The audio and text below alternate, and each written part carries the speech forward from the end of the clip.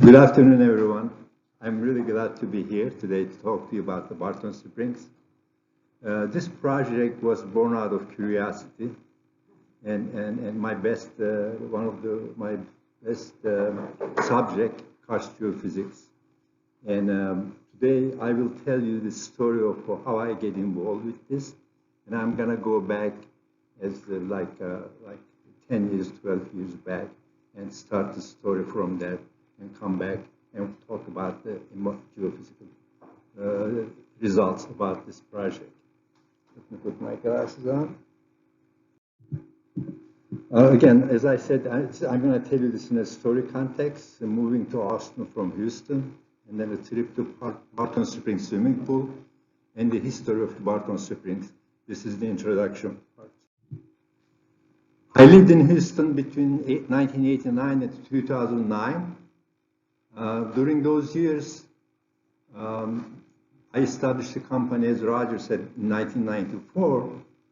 And then during those years, the hot projects were landfill delineation, locating underground storage tanks, hydrocarbon contamination, brine contamination. Karst geophysics didn't even exist at that time. So when I had this Hurricane Ike summer 2008 over our Houston area, this was my house.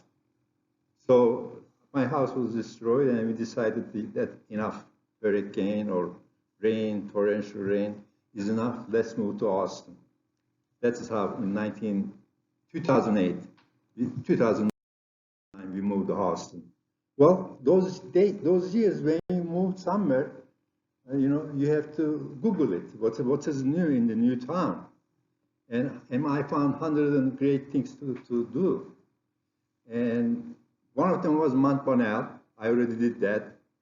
And then the 17 number was, I guess, the come and see the Barton Springs swimming pool.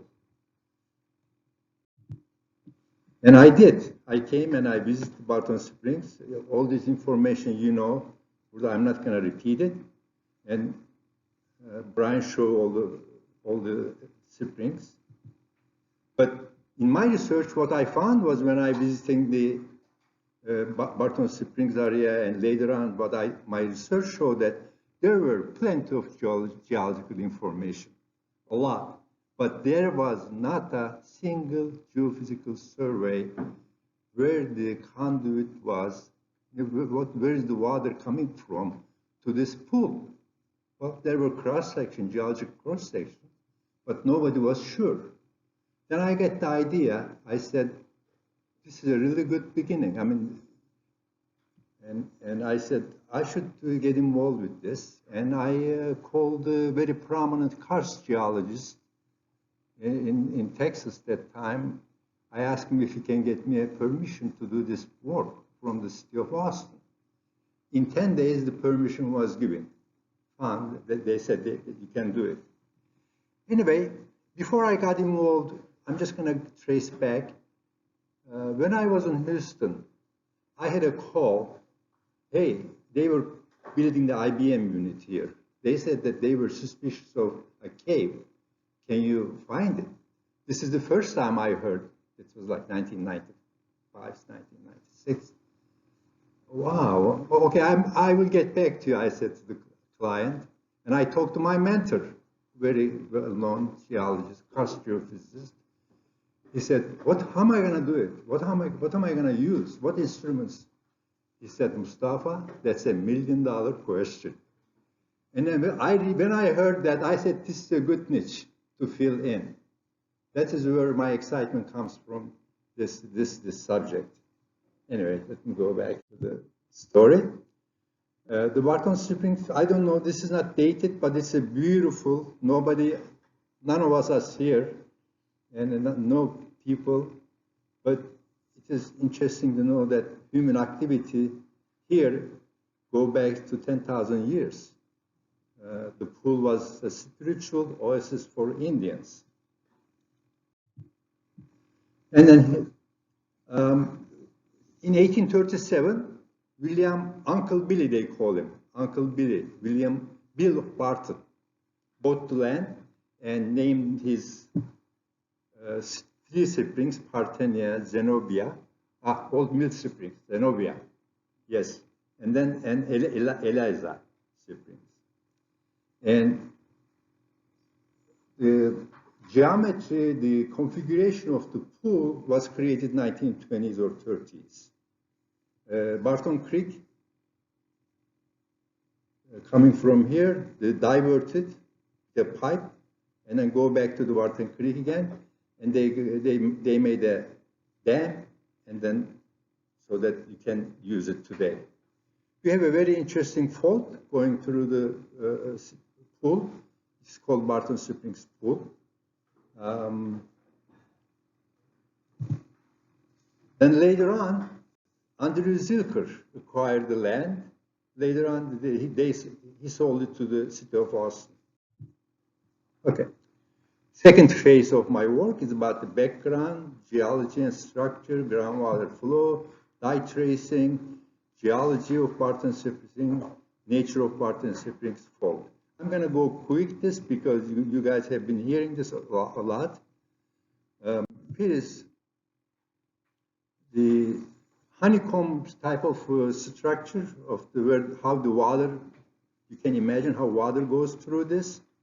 And Barton Spring is you see the Austin here, our study area.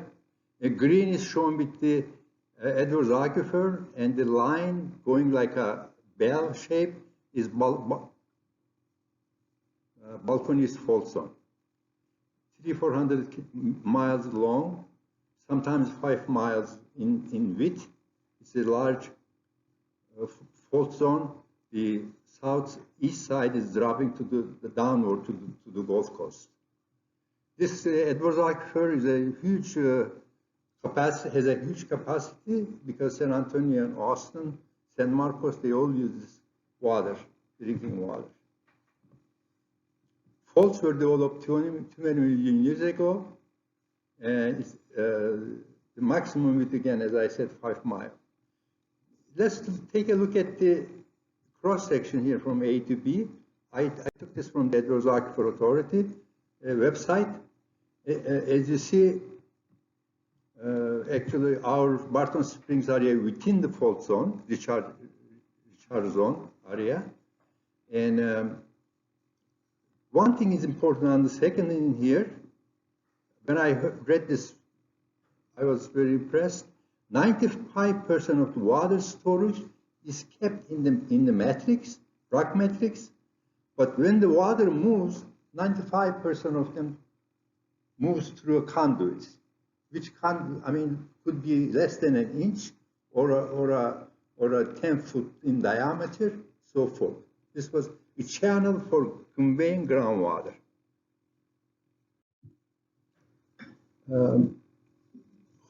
The stars, red, the yellow, shows where those members, geological members, encountered in the spring area. And we have this here, 8, what they call it, hydrogeological systems, layers. And in groundwater, in karst geophysics, or in karstic aquifers, it is very complex where the groundwater flows. There is no way of figuring out. That's why they use a lot of dye tracing. And here is just seen done before. As a result, Brian's organization, other ones here, there are some couple references.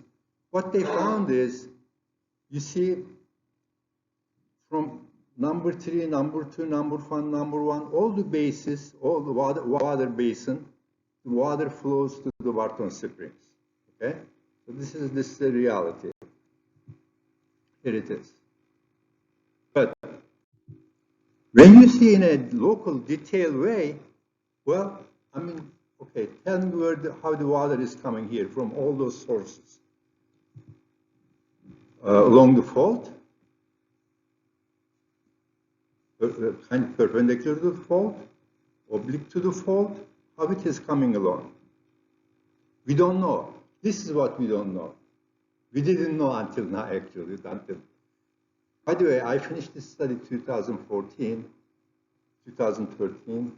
When I started doing this project, I said, man, maybe 6 weeks, I work on it, on and off. Now it is 12 years. I've been still talking about it. So, okay. So this is the geological map here. Del Rio Clay, Georgetown Formation, everything.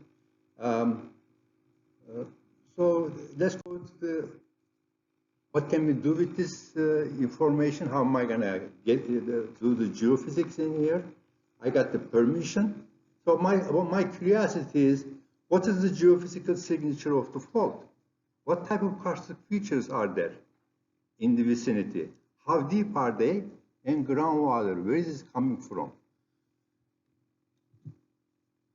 I had this instinct that these anomalies, by the way, when we say anomaly, anything different than background, in terms of values, numbers, or in terms of the velocity or resistivity contrast, there's always a background and there's always anomaly, either higher or lower.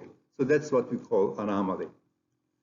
So I had this extraordinary anomalies I'm expecting, and extraordinary results need extraordinary data to convince people that this is it.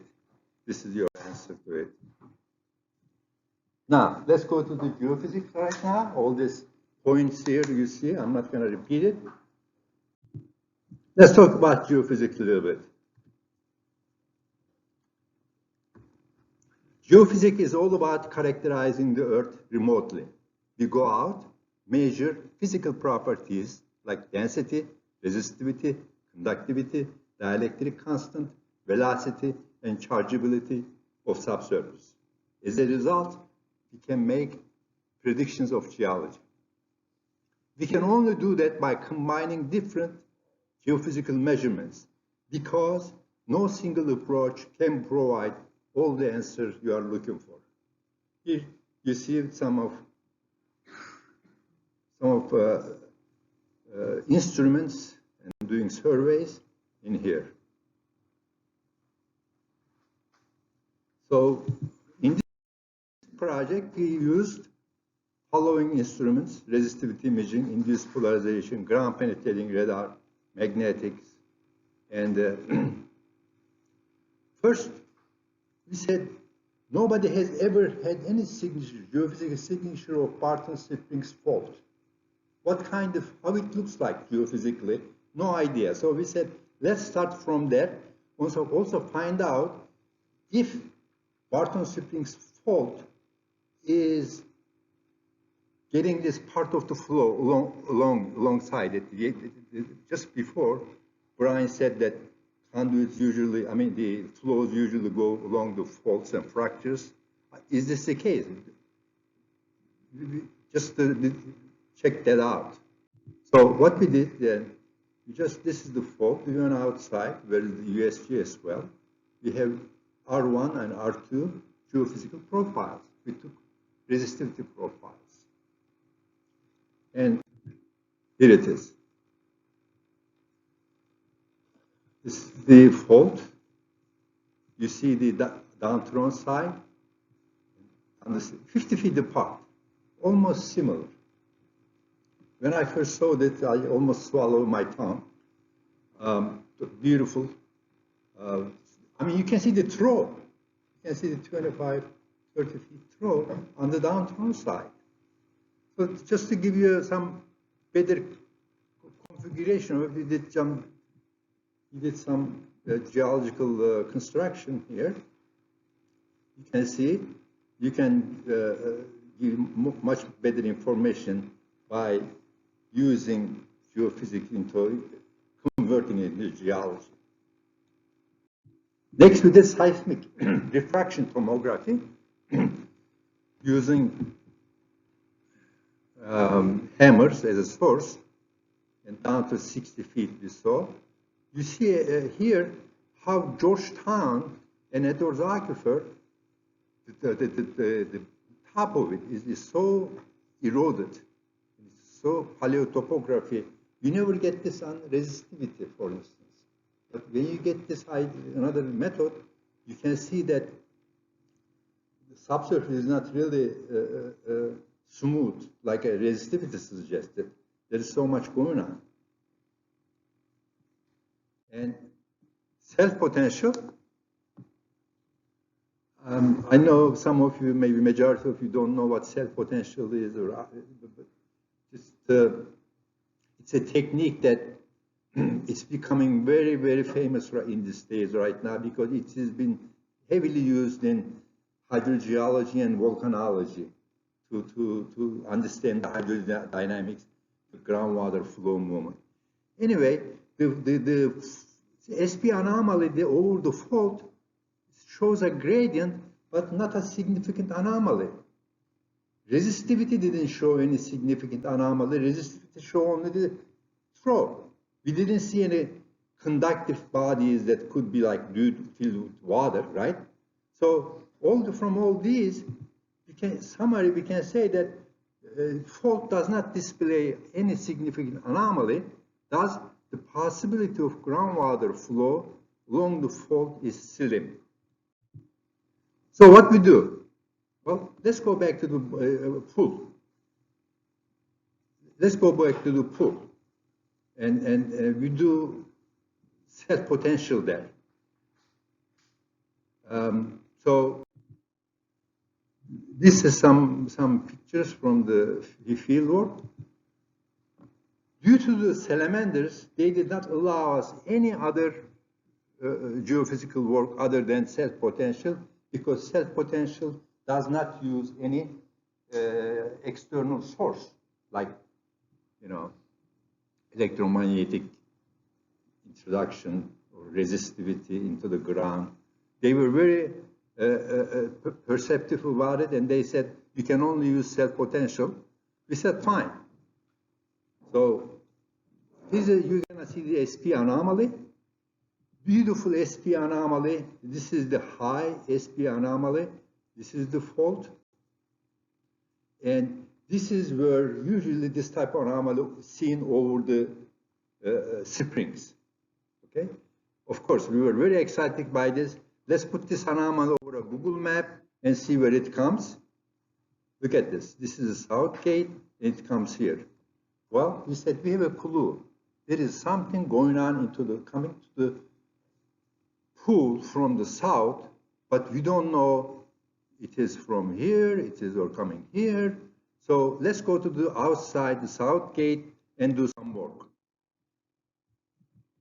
I'm going to go first to geophysics. Please take a look at this legend, and I'm not going to repeat it. So I'm just going to go first with resistivity results. Can anyone tell me which is the anomaly, which is anomaly? A, right? I mean, it is blob. It is a blue blob. And these are 25, 50 feet apart.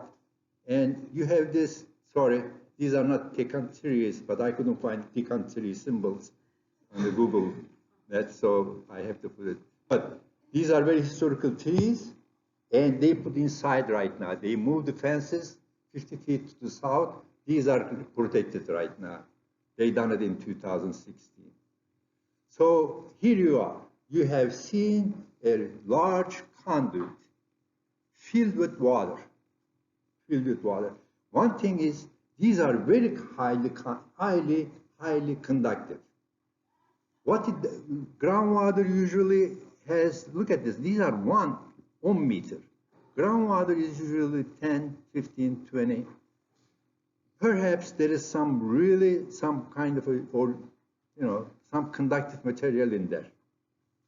So let's move on. So we found some anomalies.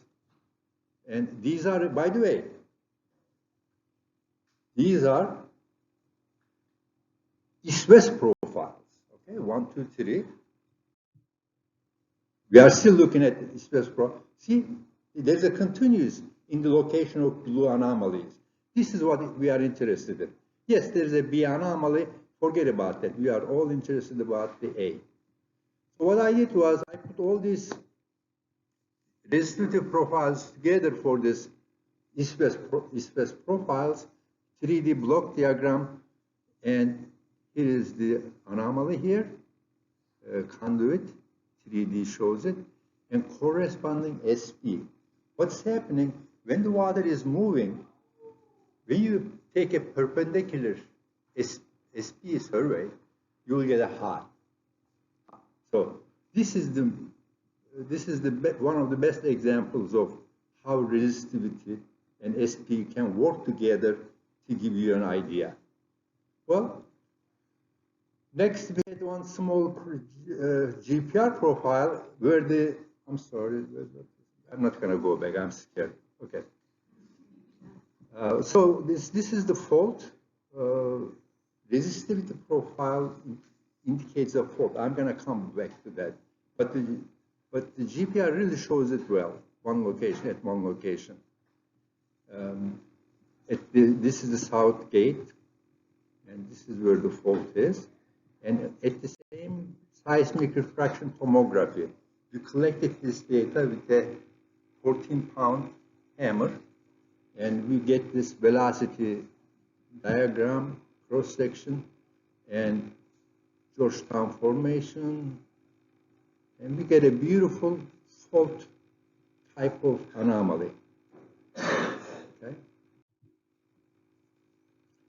So at this point, I realized this recently. I correlated the SP1 profile with the profile that 300 feet apart from the SP1. You know, let's take a look at make that correlation. I mean, almost similar. 300 feet apart. What is it saying to me? That subtle continuous subsurface structure and a similar conduit is all the way from the South Silker Park to the pool. Okay. Well, so far we just only mapped the north-south, right? We took the east-west profiles and mapped the north-south anomalies. Well, let's take a look at quickly to the north-south profiles and east-west anomalies.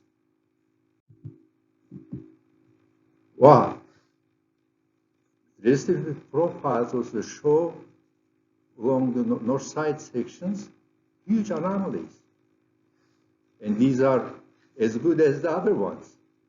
So how about the SP? Let's take L8 and correlate with the SP. Beautiful correlation. So what's happening? We have not only east-west, north-south fracture system or conduit system, we have east-west also conduit. They are diverging at the south gate where the customers go in. Okay, so let's take a look at this. I put the profiles and the anomalies here. And then look at the important thing is after the third profile, you don't see anything. It stops. It stops. I'm gonna come back to that why it stops. And here's the discharge area. Okay, as I said, where the people go in here, just I guess underground groundwater does the same thing. So the summary is of this slide is we have this east-west, approximately east-west conduits. Okay, I put together with the north-south together. Here it is. All of them are stopping around here, and north-south and east-west profiles. These profiles are elliptical and circular shapes. Usually that is how the conduits are. And these are along faults and fractures. I'm going to come back to that right now. Okay. So I put everything that I discussed with you in one page, one slide right now. And here's the fault that you saw in the resistivity, and it didn't go further. Resistivity profiles did not show anything. No anomalies in here. And I put these arrows, two arrows, potential groundwater flows, right? Are there two groundwater flows that going to the Barton Springs, or just one? Or one used to be the old one or second one? We don't know yet. But when I was showing this 2015-16 sinkhole conference, one geologist asked me, is there any evidence for this fault, geological evidence? Okay, and I couldn't answer to that. But when I got back here, I talked to the City of Austin people.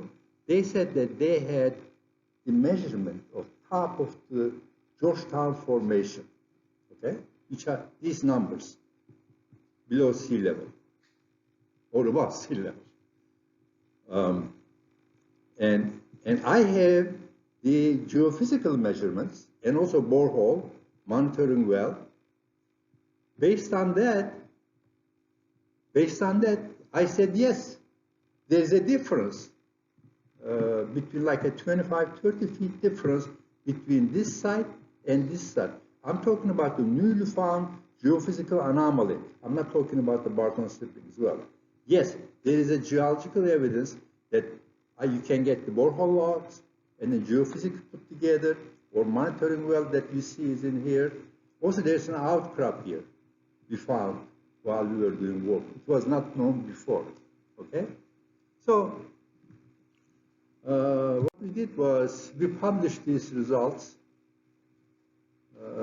You can find these all published, several mediums. Now, we are coming to the most excited part. Invasion of the swimming pool via turbidity flow. For a geophysical work, for a geophysicist, the best thing is to someone say, hey, you were right. Or they said they drilled, they found the things that they were looking for at this location you said. But it's been 10, 12 years, nobody has drilled on one of those anomalies. Yes, the work looks good and everything, but no credit is given. Anyway, now what we are talking about here, we are talking about the crown jewels of Austin, right? And however, between December 18 and 20, please follow here, as I have this heavy Turkish accent, and I've been here 25 years, but still giving me trouble. So 3 separate discrete and visible discharges of turbidity from the springs into the pool were observed. The discharges caused unusual turbidity, and as a precaution, the city closed the pool for recreational use. The pool was closed for 3 days. Okay? And here is what the turbidity looks like. Like unintended light tracing, right? Different color. But so what happened? What happened? Everybody, of course, putting their detective hat and trying to find the source. Well, at the time of the turbidity plumes, boreholes were being drilled in the Artesian zone of the Edwards Aquifer east of the discharge zone, about less than a mile from southwest Barton Springs. Okay, so obviously, here is the location they found. These were geothermal wells, and they were legal wells. The permissions were taken, but it was given 250 feet down. They drilled and they hit the conduit, and then they emptied that old drill mud and everything, and they drilled second one. It happened the same thing. I think 3 times it happened. So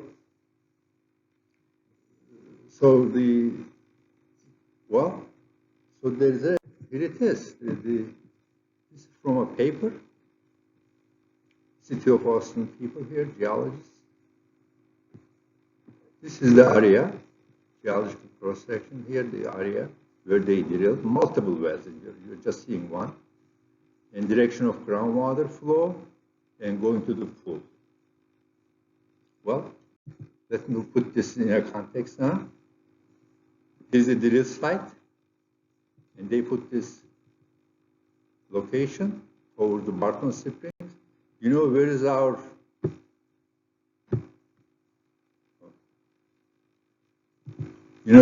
geophysics study area? And when we put all the groundwater flow direction provided by this borehole drilling and the geophysical data, it shows that it comes all the way from the southwest, comes back and curves into the Barton Springs area. Little bit trace of it goes to Old Mill Spring, but that's all. There is nothing else.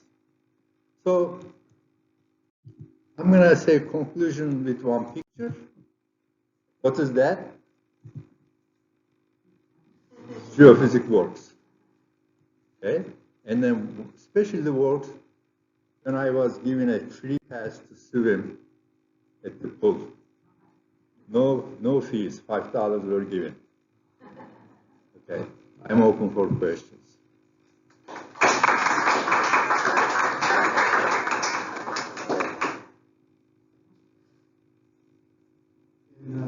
Doing geophysics, how long did it take you to run all your geophysical data?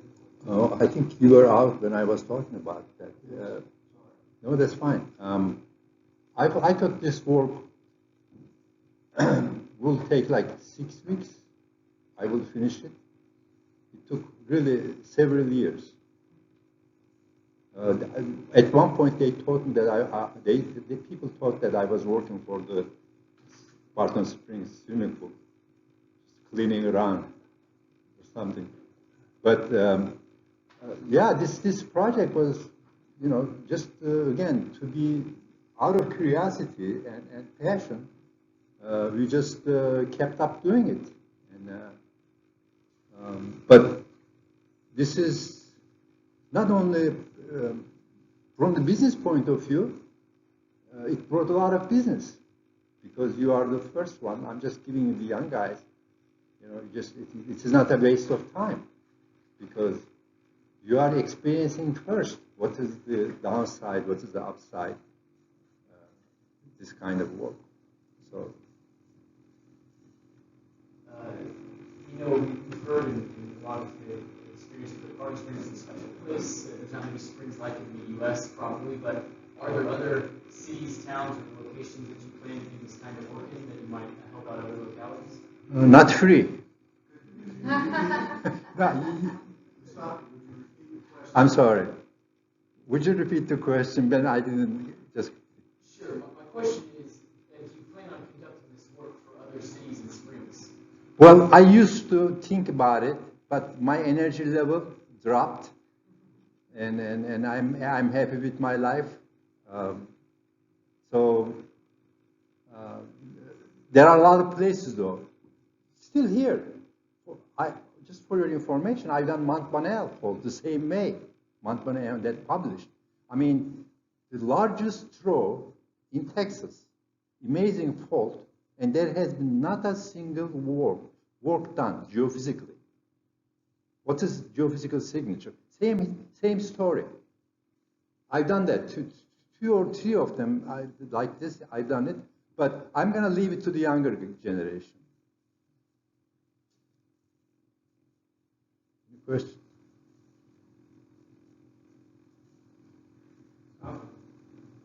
Can we get you out of retirement for a location? I am up to that. Yes, yes, I am. Yes, yes. What's your favorite part of the whole research? Publishing.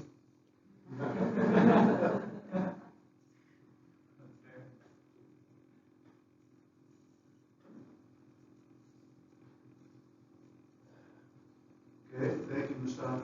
Thank you.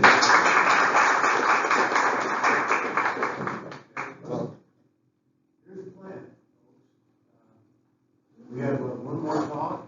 It's a very important one because we're going to look at how you take all of these things, all the possibilities you have into the management sector. You make science, engineering, administrative, conflict, all come together to work it out. And that's called project management. And that will be an important part of everything